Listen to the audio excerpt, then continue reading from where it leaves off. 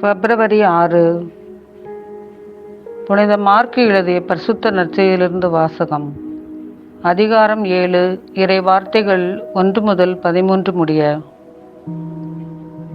அன்று வாழ்ந்த மறைநூல் அறிஞர்கள் பரிசேயர்களின் மனநிலை எப்படிப்பட்டது என்பதை இயேசு கிறிஸ்து இன்றைய நற்செய்தியில் எசையா இறைவாக்கினரின் சொற்களை கொண்டு கோடிட்டு காட்டுகின்றார். இம்மக்கள் உதட்டினால் என்னை போற்றுகின்றனர், இவர்கள் உள்ளமோ என்னை விட்டு வெகு தொலைவில் இருக்கிறது. மார்க்கு 7:6.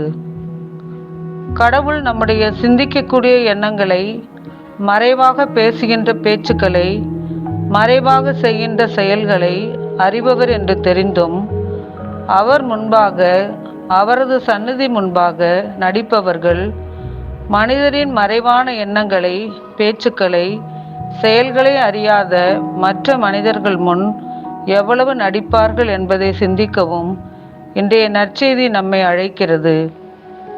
திருப்பாடல்கள் கூட இதற்கு சான்று தருகின்றன. ஒருவர் அடுத்திருப்பாரிடம் பொய் பேசுகின்றனர், தேனொழுகும் இதழால் இருமனத்தோடு பேசுகின்றனர். திருப்பாடல் 12:2. நமது முகத்துக்கு முன் நேருக்கு நேராக கோபப்படுபவர்கள், சினம் கொள்பவர்கள், சாடுபவர்கள், திட்டுபவர்களின் பேச்சுக்கள் நம்மை பாதிப்பது உண்மைதான் என்றாலும் அவர்களை நம்பிவிடலாம். அவர்கள் பேச்சு சற்று கசப்பாக இருந்தாலும், நம்மை அது பதிலுக்கு கோபப்படுத்தினாலும், நம்மிடம் நாம் திருத்திக் கொள்வதற்கு ஏதோ இருக்கின்றது என்ற செய்தியை, யோசனையை அது தரலாம். மீண்டும் இன்னும் ஒருவர் நம்மை திட்டிவிடாத வண்ணம் நம்மை மாற்றிக்கொள்வதற்கு அது வாய்ப்பாக அமையும். ஆனால் நம் புன்முறுவல் நிறைந்த புன்னகையோடு தேனொழுக பேசுபவர்களை அவ்வளவு எளிதாக நம்பிவிட முடியாது. சில வேளைகளில் அவர்கள் நம் முதுகுக்கு பின்னால் கோழைத்தனமாக கோல் மூட்டுவதும், புரணி பேசுவதும், இல்லாதது பொல்லாதது கூறுவதும் என்று நம் நற்பெயரை கெடுக்கக்கூடும். இவர்கள் இயேசுவின் கூற்றுப்படி வெளிவேடக்காரர்கள். வேஷங்கள் என்பது சிறிது காலமே நிலைக்கக்கூடியது. அது களையப்படும் காலம் வெகு தொலைவில் இல்லை என்பதை உணராதவர்கள் இவர்கள்.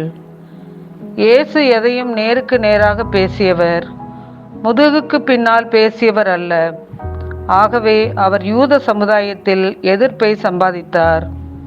வாழ்ந்தால் இயேசுவை போல ஒரு வாழ்க்கை வாழ வேண்டும். எந்த எதிர்ப்பு வந்தாலும் கடவுளின் திட்டத்துக்கு மட்டும் உண்மையுள்ளவராக, அதன் விளைவாக மனித உறவுகளுக்கு பிரமாணிக்கம் உள்ளவராக வாழ்ந்த இயேசுவை போல ஓர் அர்த்தமுள்ள வாழ்க்கையை வாழ முயல்வோம்.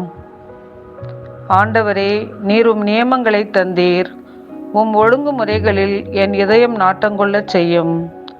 ஆண்டவரே, நீர் உம் நியமங்களை தந்தீர், உம் ஒழுங்குமுறைகளில் என் இதயம் நாட்டங்கொள்ளச் செய்யும். ஆவியானவரின் துணையை பெற நாம் முயற்சி செய்வோம், சிந்திப்போம்.